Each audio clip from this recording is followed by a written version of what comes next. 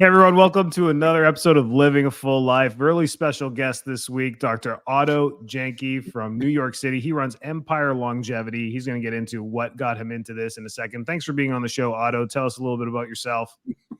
Absolutely, man. Hey, are you going to be making a piano song in the back in just a little bit? Maybe, I don't know. It's just the background music. Great to be with you, man. Great to be with you. Yeah. So, the common question I get is why would I start something like a longevity process? And the very, very simple answer is 2005, in which on a Saturday morning, which is a very unique Saturday morning, and my mom, who had been diagnosed with idiopathic pulmonary fibrosis. Idiopathic, we don't know. Pulmonary, lung, and fibrosis, scar tissue. Is that so? For the last about almost 2 years, her lungs started to fill up with scar tissue. It's a horrible, horrible disease because you end up watching someone you know and love and care about deeply. You start to watch them slowly suffocate more and more and more. And on this Saturday, she gets up from her table she gets up from her chair at the kitchen table and walks to her recliner in the living room. And it's like 15 steps, something you and I don't even think about. We could hopscotch it. We could do backward flips to get there. She has to stop 2-3 times to get there because she's out of breath. She finally gets there, slumps, boom, into her chair as she had been, because this is exhausting for her. And while she is catching her breath, which takes a while to do, she catches her breath. She gives me, I call it the Pope wave. She gives me one of these, and she says, "Call the priest." And I said, "What? Are we on a stopwatch or calendar? What are we on here?" Mm-hmm. And she says, "Call the priest." So I made a call to the priest to schedule her last rites. And I sat on her stool looking at her while she's still gasping for breath. And this is minutes later. And she says 6 words which changed my life. And the 6 words are, "Without your health, you have nothing." I couldn't fully comprehend at that time, but those words have been etched inside my heart and tattooed in my brain. And it was a couple years after that, after I honestly came out of a depression and the overwhelm of having both my parents die within a 5-month period, I decided that I wanted to help. Well, I'll be real straight with this, is that I want to be selfish with our time, Enrico. I want to be selfish with our time. And there's no possible way that you and I can have our best times together unless we're our healthiest. And if you're not at your best, I can't be at my best. And so I want to help you and I and everyone we know to be as healthy for as long as possible. I don't know if you're going to live to 100, but let's try. But more importantly, let's try to live that way and engage people, laugh, live, and love, and make a freaking big ass dent in the world. And let's do that stuff. And that's what led me to starting Empire Longevity. Yeah, that's awesome, man. I mean, when I talked to you a few days ago, I was like, let's do a podcast because Otto, he's got energy like a 20-year-old. He's only 42, but he's got energy like a 20-year-old. It's great to see that, because then you're an advocate of what you're talking. You're preaching, to what the walk that you walk, which is great. So tell us a little about longevity, like your Empire Longevity, and then we're just going to get into, so that anyone that's listening, we're going to get into some cool stuff about living a long, healthy life. But tell us about Empire Longevity specifically, because I really liked it. I like what you're trying to create about teaching the world, teaching the masses about this. So it's really cool. Thank you. So we need a process, we need a platform that doesn't overwhelm you with what you think longevity is. It's the definition that's been commonly used is someone's long life, which is the most boring definition of a word there possibly could be, because no one wants a longer life. No one does. What we want is to engage, laugh, live, and love more for longer. Here's a crazy thing, because I ask people in my practice on a regular basis, how long do you plan on being around? And I'm a chiropractor's office. Why are you asking me that? Because this sets up the mentality of what you think, how good you think you can be. Right. And the classic is a young woman who's 22 years old in my practice. She's fit. She's a college student right up there. And she says, well, I think about 62. 62? I'm What are you glad you get talking that about? too. I asked the same question and people will say something like 60. I'm like, what? Yes, What? which Because is they've seen other 60-year-olds and they don't want to live like that. they don't want to live like that. Yeah. I saw my parents go out like that, and I had to help them for the last 7 years of their life. I don't want to go out like that. They died at 62, they died at 64. I don't want to do those years. And so I'm cashing out at 62. And you start going, my dear Lord, you are a decade, 15 years, 20 years less than what the average American is doing. Yeah. And you ask them this question, and this is a pivotal question. I understand that that's the time you've given yourself, but what? And they always, but what if we can improve that your years? And they're like, well, that would be great, but most people don't think they have an opportunity to change that the way that the Queen Mary is going. They think they're the Titanic. It's going to hit the glacier no matter what happens. And it's absolutely not true. We have steps we can take every single day. We do a little bit of this every single day. It adds up for weeks, months, days, decades, and we can make a profound change in that. Yes. Yes, that's fantastic. And I'll tell you a quick story about my parents. They're luckily still alive. My dad's an immigrant from Italy. My mom's an immigrant from Greece. My dad's turning 80 in 2 months. My mom's 75, going to turn 75 in the summer here, so she's 74. You look at them. Well, my dad is aging now. You can see it at 80, but you look at my mom, you won't believe she's 75. Like, she does her hair, she loves clothes. She looks like she's 55. But and people, when I look at them, they never buy processed food. And we're gonna get into this. I know we're gonna get into this. And they take no prescription drugs. My dad's 80 and takes no prescription drugs, and he's been through colon cancer 10 years ago.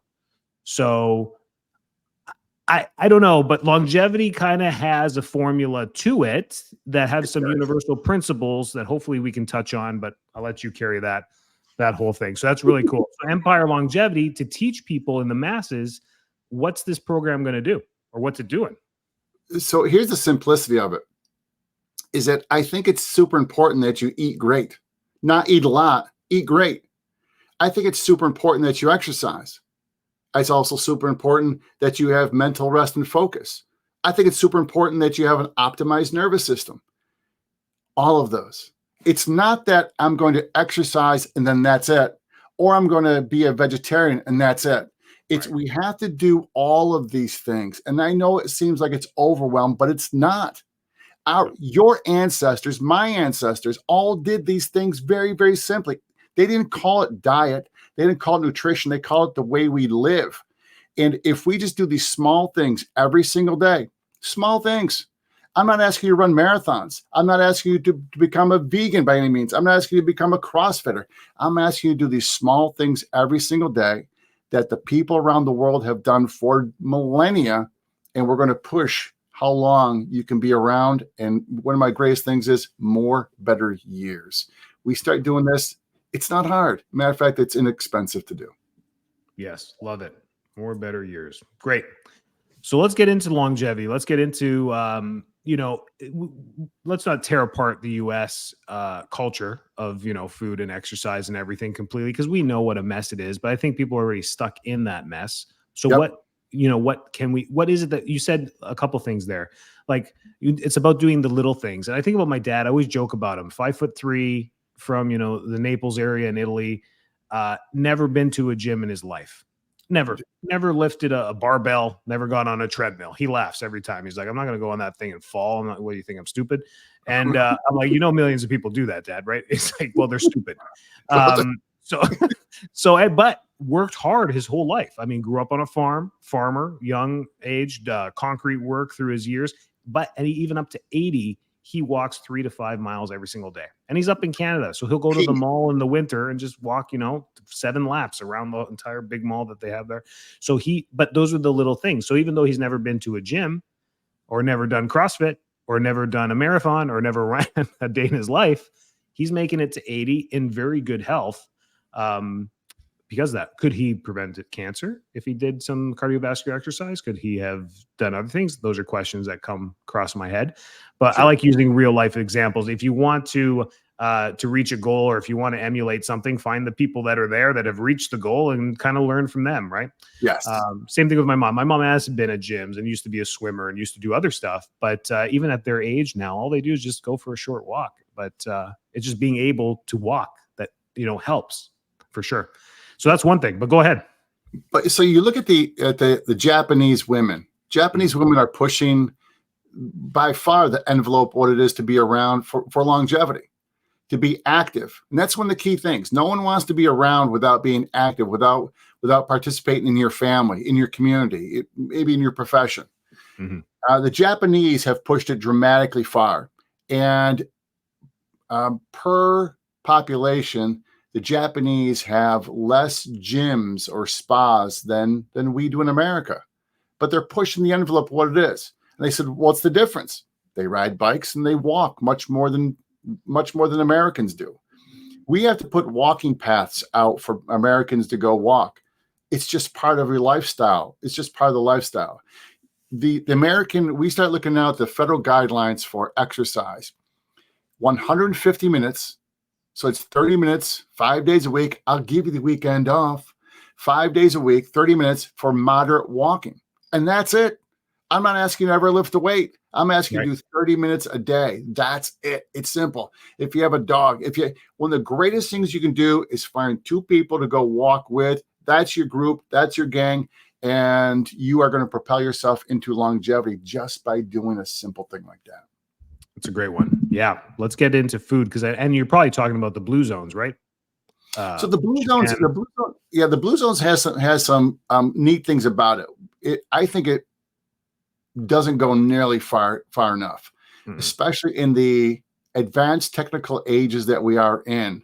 We need to start looking dramatically at an optimized nervous system. We have to look at that. I think there's 4 or 5 keys to get the nervous system fantastic. One, of course, is exercise. Exercise this morning, 4:30 in the morning. I eat a certain way. I make sure I get great sleep. Here's the crazy thing about sleep. If I asked you, what time do you wake up? You say, I wake up at this time every single morning. You'd be, hey, I wake up at 5:30. Look at me, I'm part of the 5 o'clock club. What time do you go to bed? Well, it's between this time and this time. If we're so adamant upon the time we wake up, we need to go back this many hours to the time we go to bed. Right. It's a fundamental thing. How much does that cost? Nothing to do. Our children, we have to make sure the children are in bed by this time. Why? Because we know they function better with that, because they're going to be waking up at this time. If it's so important for the babies, why isn't it important for us? Right. So true. So true. You got to work backward. You need 7 to 8 hours a night for sleep. That's what the research shows, right? Right to the end. So I turned 61 next Friday. And one of the things is I am adamant. I'm a miser about my sleep now. It's not a question. This is what the people do. But one of the biggest keys we need to have you do, and it is fundamental now, especially in America, with advanced technologies, we have to get your posture to be better. You will decay fast, 2.5 times quicker on the inside if you have that classic forward head posture. You will decay faster. Not ifs, buts about it. You will. I think the blue zones falls short on that only because the people in those places don't have the technology that we do. That's true. Yeah, no, that's so true. Good point there. So we talked about posture, we talked about exercise, we talked about sleep, how important these things are, and I'm sure we're going to spend most of our time on nutrition here.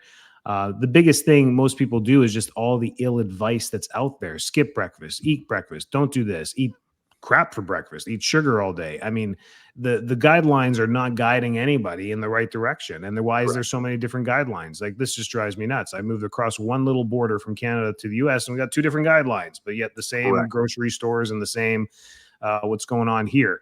So let's talk about food. I mean, there is no veganism or vegetarianism or whatever it is, particular diet that you follow that is better than anyone else, except for one that the literature actually does show has a well balance in all the foods that we need.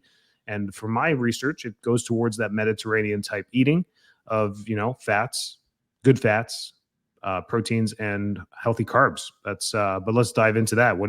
You're the expert. So there's a simplicity to eating. There always has been a simplicity to eating. I've had the opportunity to interview Dr. Michael Greger, who has the How Not to Die and How Not to Diet books. T. Colin Campbell, the China study, the largest study on nutrition in the world. Caldwell Esselstyn Jr., who has a book, How to Prevent and Reverse Heart Disease. If you're in America, that should be a mandatory. All those three should be mandatory readings. So I asked those three people, experts in the field, why in America have we screwed up nutrition so much? And they all come back with a simple word. Well, who's paying for it? Who's paying for the commercials? It's not the farmer down the street who's going organic. It's the mega company who says, we're going to get you to eat this stuff. I understand. I have a personal relationship with tiramisu. I traveled around the world eating tiramisu. Last time in Italy, I was there for 10 days. I had tiramisu 14 times. I kid you not. A personal relationship with it. But here's the reality. I really don't eat it in America. Right. It's not because I don't eat it because, first of all, I've had the best. And second of all, is if I start having the stuff, I'm going to want it all the time. So I don't. I make a very, very simple choice. You can't go wrong. There's a section in the grocery store. What's that called? Oh, yeah, the produce section. Yeah, that's it. Holy cow. When I went to a vegetarian-based diet, which is much more, so I was the meat and potato guy for years. I went to a much more vegetarian-based diet. I'm a vegetables first, plant-based first. When I started doing that, I had to open up, which is the neatest thing, open up how I cook, the number of spices I use. The biggest bang you can get for your body is in the spices. It's in the foods, of course, but it's in the spices also. I had to learn how to recook, and it's fantastic. Other thing that Americans do, 75% of Americans haven't hydrated enough. 25% of seniors are super dehydrated. They are at critical levels.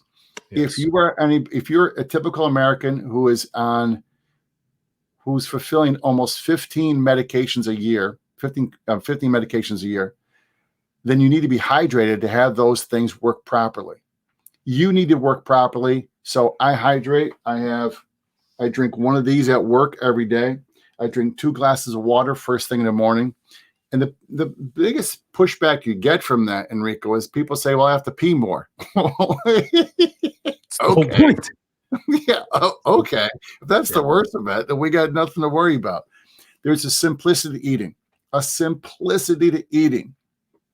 We get overwhelmed with the minutia of how much minerals I'm getting, how much vitamins I'm getting, instead of looking at the simplicity of, I'm going to eat what's in the produce section. I'm going to learn how to recook. I'm going to take the things that can't last on my shelf for, months on end without going bad. I'm going to start eating things that are simple. I'm going to hydrate. I'm going to get rest and sleep. I'm going to exercise. I'm going to move every day. We start putting those small things. And by the way, you're going to spend the money at the grocery store anyways. Why don't you spend it on this stuff? You're going to have to get up and move anyways. So do this for 30 minutes. I'm going to make sure I go to bed and I'm regimented about my bedtime. Here's the reality. You can watch that same game 14 times tomorrow. You can find out where that dead body was from 40 years ago. You can watch that TiVo, whatever you want to record it. We take our longevity and our health for granted until the house is fully engulfed in flames. And then we say, I need a fire department immediately for my health care, instead of asking for more architects in your health. We are architects of health. I want to guide you towards the best decades to come forward. You can't do that with the same doc who's prescribing the meds. That's the tough part of America. That's the tough part in America. I got good medical doctor friends who run family practices. We will sit around sometimes and talk and joke around. And they ask me about Medicare, and I tell them about my patients. And they're like, it's a different world in my office because the patients, first of all, our average age of Medicare is higher than theirs. Why? Yep. Because ours are vital and driving themselves to their appointment at 84 years old.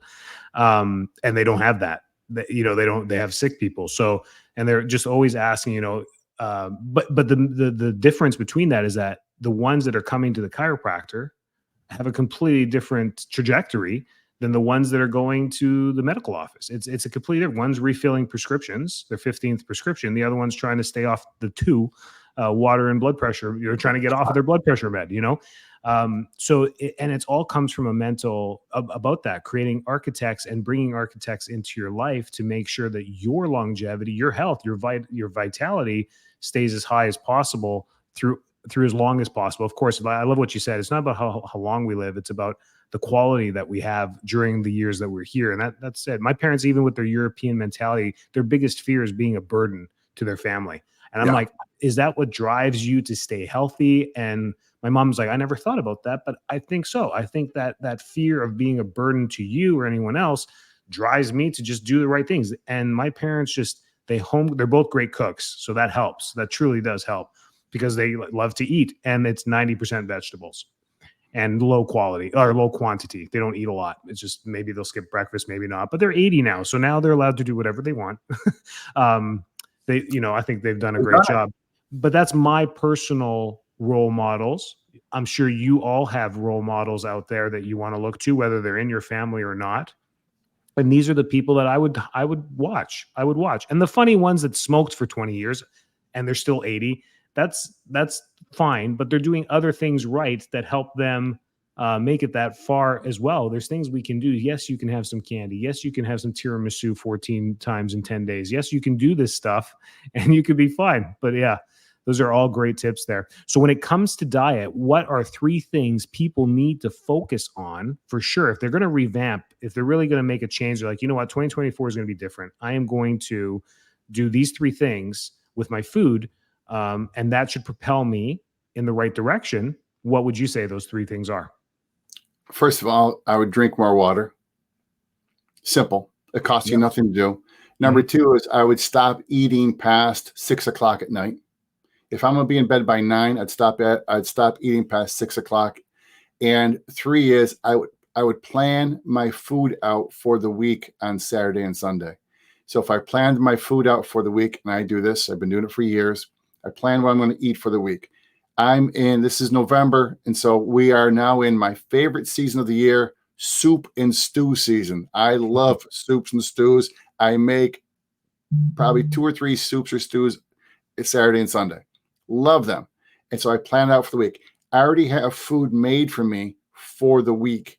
I don't have to worry about scrambling around and doing what I call the beagle, which is going around every single cupboard in the place and trying to find something quick to have. So I plan it out. If I'm going to plan it out, that means I have a menu. If I have a menu, that means I have a shopping list. I start at the grocery store. It comes in the kitchen. It goes to me. I start there. You aren't changing anything. You aren't changing anything dramatically. You do those 3 things.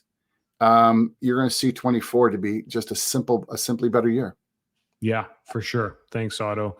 Those are great tips. I'll put all of Otto's links in there if you want to look into Empire Longevity and get some newsletters and all that cool stuff that he does. That's fantastic. But one thing, the 6 p.m. deadline, what is that all about? Why stop eating at 6 p.m. or 7 p.m.? So the classic is you're looking at probably 3 hours before you actually go to bed. So I'm at 9 o'clock. I start the process of the dogs, the cats, preparing my week, my next day. I started early, probably about 8:30, and so that I'm in bed I'm processing, getting ready for bed. I'm in bed by this time. I do that. I take my Hulk Hogan vitamins, get my say my prayers, and get my pajamas with the feet on. Super important things. So I prepare these things. I get my clothes ready for tomorrow morning, tonight, so I don't have to scramble for those things. I'm systematized about this. But your body, the most calorically compromising thing you do is eat. It demands the most energy from you. Your body, when it sleeps, it wants to repair. So it wants to focus on repairing. and healing and adapting. And so if you are eating late, you aren't given your opportunity to have great sleep. Love it. It's simple. It's so simple. And it's so simple. It's so simple. And you know, I love reasonable, effective, and cost effective. My 3 favorite words we use in my practice: reasonable, effective, and cost effective. This costs you nothing to do. It's reasonable. It's super effective. I mean, it's simple. Yeah. 50% of your health and vitality happens during your sleep. The other 50% are the choices you make during your awake. And when people add, you know, we have a weight loss program in our office too. They're like, what do I need to do to lose more weight? Sleep. That's where you're going to lose weight. You got to sleep. That's where you're going to burn the fat off. That's where it's going to happen in your sleep. They're like, what? Because they're thinking exercise that they have. Anyways, that's a whole nother podcast, but that's great. Thanks, Otto. This is great. You can catch him on Empire Longevity and reach out to him anytime. He's a super cool guy. He loves social media. He loves all that stuff. He's there for you. Really appreciate your time. Grazie, signore. Ciao. Ciao.